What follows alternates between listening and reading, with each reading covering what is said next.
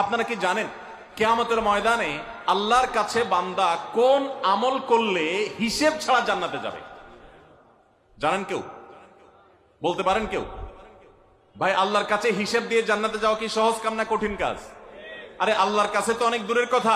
আপনি যে প্রতিষ্ঠানে চাকরি করেন তার মালিকের কাছে, উপরস্থ বসের কাছে একেবারে পুঙ্খানুপুঙ্খ করে প্রতিটা পয়সার হিসাব দিয়ে একদম সবকিছুতে পারফেক্টনেস প্রমাণ করা, এটাই তো একটা কঠিন কাজ, দুঃসাধ্য কাজ।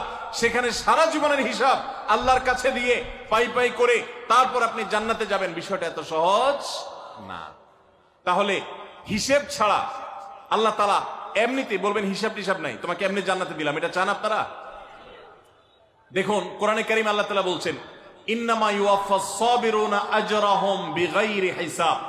আল্লাহ বিনিময় দেওয়ার ক্ষেত্রে, সওয়াব দেওয়ার ক্ষেত্রে দুনিয়াতে যারা সবরকারী হবে, যারা ধৈর্যশীল হবে, যারা সহিষ্ণু হবে, যারা নিজেকে নিয়ন্ত্রণ করতে পারবে, এই সবরকারীদেরকে আল্লাহ তাআলা হিসেব ছাড়া দিবেন।